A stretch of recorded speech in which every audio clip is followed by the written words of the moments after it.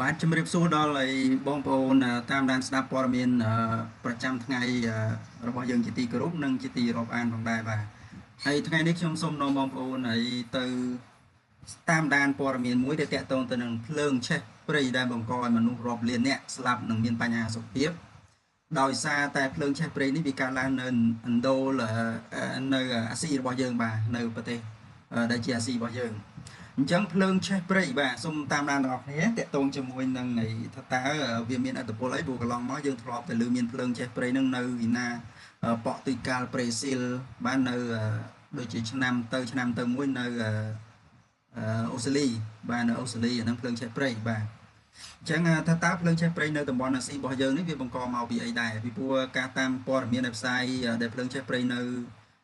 អូស្ត្រាលីគឺជាភ្លើងឆេះព្រៃដែលបង្កមកពីកម្ដៅនៅពេលដែលកម្ដៅខ្លាំងពេកស្លឹកឈើដែលងាប់ទៅវាធ្វើឲ្យក្តៅទៅក៏ឆេះបាទឆេះរាលព្រៃក៏ប៉ុន្តែយើងចង់ដឹងថាតើបញ្ហាឆេះព្រៃនៅអាស៊ីបាទនៅអាស៊ីបូព៌ាយើងថាតើបង្កដោយមនុស្សឬក៏បង្កដោយអភូតហេតុណាមួយបាទឥឡូវសូមតាមដានទាំងអស់គ្នាភ្លើងឆេះព្រៃបង្កឲ្យប្រជាពលរដ្ឋរាប់លានអ្នកមានបញ្ហាសុខភាពមនុស្សរាប់លានអ្នកកំពុងប្រឈមនឹងហានិភ័យមានបញ្ហាសុខភាពផ្លូវដង្ហើមដែលបង្កឡើងដោយផ្សែងខ្មៅខ្មួខ្មាញ់ហុយចេញពីភ្លើងឆេះព្រៃដោយបាតុភូតធម្មជាតិ El Niño ហើយភ្លើងឆេះព្រៃនេះផងដែរក៏បានកើតឡើងនៅប្រទេសឥណ្ឌូនេស៊ីដែលកំពុងតែរងគ្រោះភ្លើងឆេះព្រៃជាច្រើនខេត្តតាំងពីច្រើនសប្តាហ៍មកហើយនេះបើតាមសេចក្តីប្រកាសរបស់អាជ្ញាធរនៅឥណ្ឌូនេស៊ីតាំងពីច្រើនសប្តាហ៍កន្លងមកនេះឥណ្ឌូនេស៊ីបានរងគ្រោះភ្លើងឆេះព្រៃយ៉ាងសន្ធោសន្ធៅស្ទើរមិនធ្លាប់មានភ្លើងឆេះព្រៃដ៏កំណាចបានបញ្ចេញផ្សែងហុយគ្របដណ្ដប់លើពេញលើផ្ទៃមេឃនិងរំខានដល់ជីវិតរស់នៅរបស់ប្រជាពលរដ្ឋរហូតដល់ប្រទេសម៉ាឡេស៊ីនិងសិង្ហបុរីជិតខាងបាទភ្លើងឆេះព្រៃនេះឃើញផលប៉ះពាល់ទៅដល់ប្រទេសម៉ាឡេស៊ីបាទឥណ្ឌូនេស៊ីឆេះនៅឥណ្ឌូនេស៊ីហើយបានឆ្លងមកដល់ម៉ាឡេស៊ីហើយក៏ឆ្លងទៅដល់សិង្ហបុរីដែលជាប្រទេសជិតខាងផងដែរបាទមិនត្រឹមតែប៉ះពាល់ក្នុងប្រទេសទេគឺមានផលប៉ះពាល់ខ្លាំងមែនទែនបាទតាមសេចក្តីប្រកាសរបស់ក្រសួងសុខាភិបាលឥណ្ឌូនេស៊ីនៅថ្ងៃទី26សីហា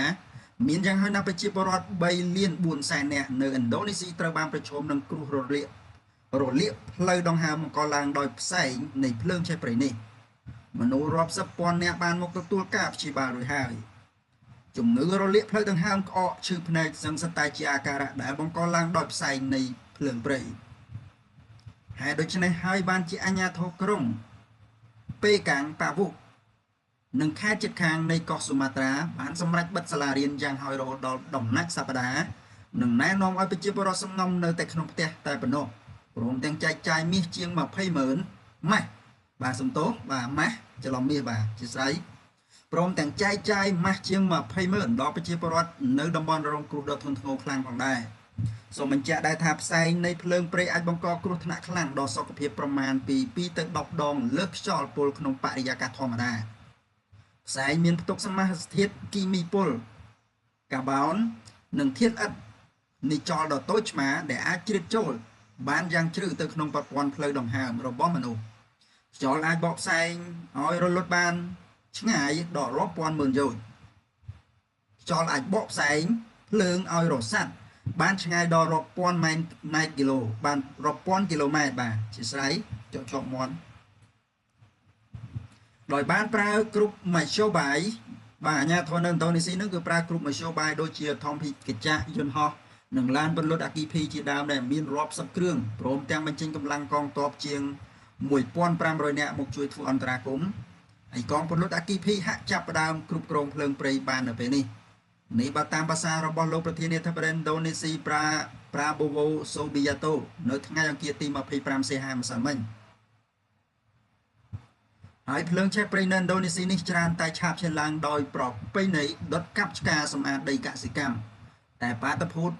អាកាសធាតុ El Niño បានមកពន្លឿនភ្លើងព្រៃឲ្យកាន់តែកំណាចនិងសន្ធោសន្ធៅខ្លាំងឡើងជាងរាល់ដងនៅរវាងពីខែមករាដល់ខែកក្កដា